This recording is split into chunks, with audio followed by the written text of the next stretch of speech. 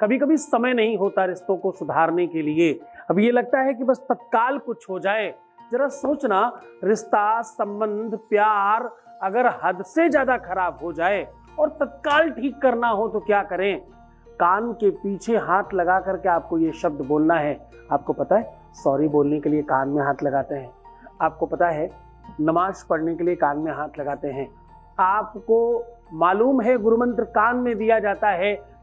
जनेऊ लोग कान में ही चढ़ाते हैं। कान से संबंधित बहुत सारी ऐसी बातें हैं जो तुम्हें नहीं पता। आज वो सब रहस्य पता चलेगा और कान के पीछे हाथ लगाकर ये शब्द बोलते ही तुम्हारे प्यार को तुम्हारे पास आना ही पड़ेगा। जानिए तरीका।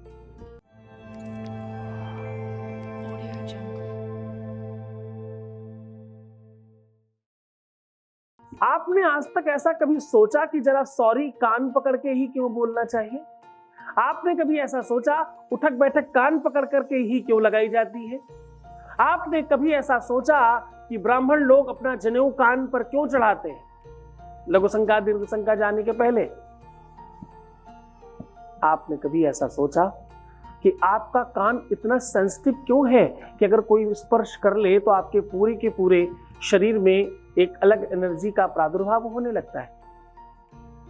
जब कोई मौलवी नमाज पढ़ता है तो अपने कानों में हाथ क्यों लगाता है? और कोई मंदिर में पुजारी जाता है तो कानों को पकड़ करके क्यों बार बार भगवान को प्रणाम करता है? क्या है? तो कर्णद्वारम विधानस्याम वेदवाणी प्रवर्धनम श्रुतम हरति पापानि आरोग्यम धन प्रक्षति। कहते हैं वेदों का नाम श्रुति है। सुनना, श्रवण करना, सत्संग को कैसे तुम पीते हो? तुम जो भी कुछ अपने मुख से पान करते हो वो सामान्य है। जब तुम कुछ अपने कान से श्रवण करके पीते हो तो ये सर्वश्रेष्ठ कहलाता है। आपके पूरे के पूरे शरीर में केवल यही एक ऐसा अंग है जो पाप मुक्त है, पाप युक्त नहीं है। तुलसी बाबा ने बहुत कुछ लिखा है इसके ऊपर। मैं बड़ी सारी बात नहीं कह के आपको सिर्फ इतनी बात कह रहा हूं, आपके दुनिया भर के पाप ताप समाप्त हो जाते हैं। जब भी गलती हो जाए, जब भी कोई अपराध हो जाए, जब भी आपको ये भान हो जाए कि मुझसे गलत हुआ है, तत्काल अपने कानों को पकड़कर स्पर्श करके अपने गुरु को प्रणाम करना और माफी मांगना। आप देखना परिवर्तन आएगा। साधन, तरीका, व्यवस्था, ढंग बता रहा हूं, आज ही तुम अपने प्यार को पा सकते हो। तरीका जान लो ना, सीख लो ना, अपने रिश्ते को सुधार लो ना, अपने पति को, अपनी पत्नी को, अपने रिश्ते को, परिवार को, घर को बचा लो ना। पूरा तरीका बता रहा हूं। शांति से समझने की कोशिश करना, श्रद्धा और विश्वास से उसमें प्रवेश करना, आप जीत जाओगे।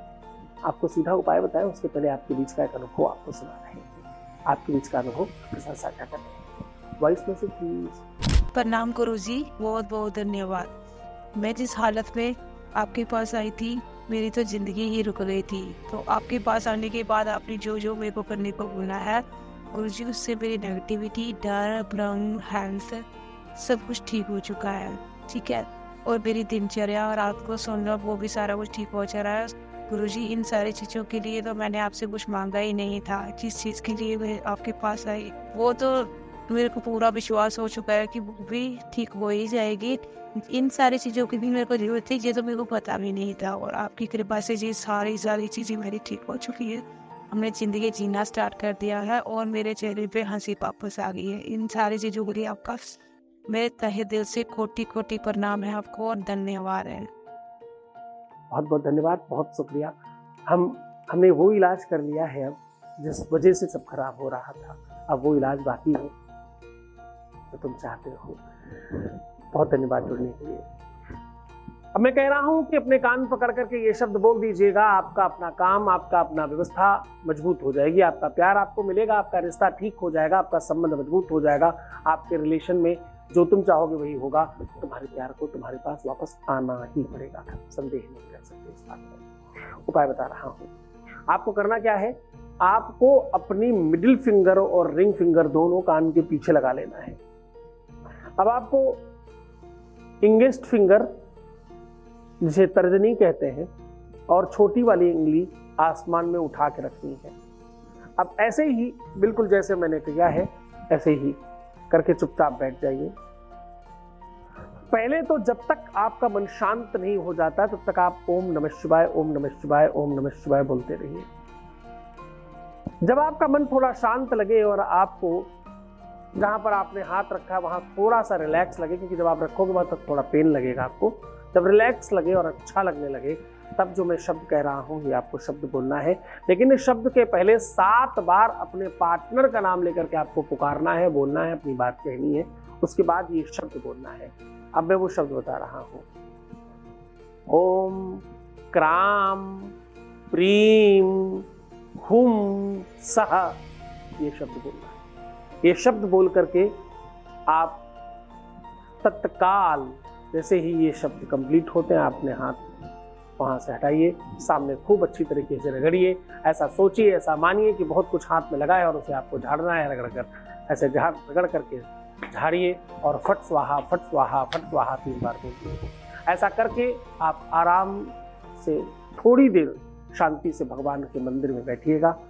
उसके बाद अपनी दिनचर्या कर सकते हैं। ये काम या तो आप रात्रि में सूर्यास्त के बाद कर सकते हैं और या तो सवेरे सूर्योदय के पहले कर सकते हैं।